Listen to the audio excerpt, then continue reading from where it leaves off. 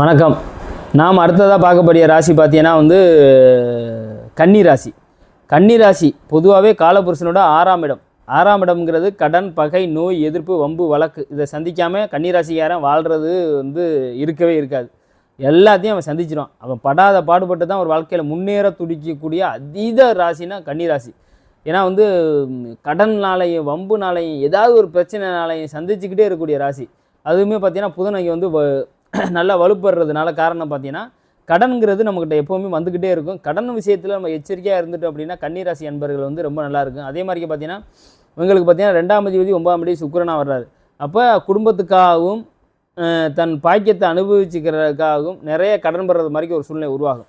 சரியா? அப்போ தனக்காகவே அப்படிங்கிற பட்சத்தில் பார்த்தீங்கன்னா கன்னிராசி அன்பர்கள் பார்த்தீங்கன்னா எப்போவுமே பார்த்தீங்கன்னா கடன் விஷயத்தில் ரொம்ப எச்சரிக்கையாக இருக்கணும். தன்னை விட ஒரு அறிவாளியாக யார் இருந்தாலும் அவங்கள்ட்ட போய் நம்ம மோதுறது நமக்கு சரியாக இருக்காது. மேக்ஸிமம் நமக்கு பார்த்தீங்கன்னா ஒரு சில நமக்கு தன்மையாக போகிறது மாதிரிக்க ஒரு சில ஆளுகளோட நம்ம மோதி பார்க்குறது தான் நமக்கு சரியாக இருக்கும். நம்ம என்றைக்குமே அறிவு சார்ந்து யோசிக்கிற ஆளுங்க. நம்ம அறிவு சார்ந்து மட்டும்தான் நம்ம செயல்படுவோம். அப்படிங்கிறதுனால நம்ம எந்த சூழ்நிலையும் நம்ம தப்பிச்சு பொழைச்சி அடுத்த கட்டத்துக்கு நகர்ந்துருவோம். அது ஒரு பெரிய ஒரு பாசிட்டிவ் தான்.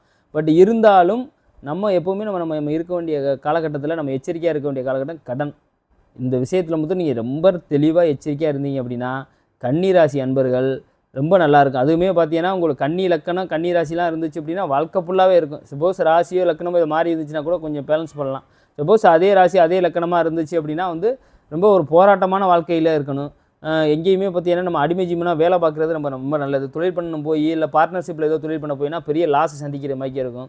கன்னிராசி அன்பர்கள் மேக்ஸிமம் ஒரு ஐடி செக்டரோ இல்லை ஒரு கம்யூனிகேஷன் லைனில் எந்த லைனில் நம்ம வேலை பார்த்தாலும் சரி ஒரு படித்த ஆளை உருவாக்குறது கன்னிராசி தான். அடிமை ஜீவனாக வேலை பார்த்தோம் அப்படின்னா நம்ம வாழ்க்கையில் அமோகமான ஒரு வாழ்க்கையை சந்திக்கலாம்.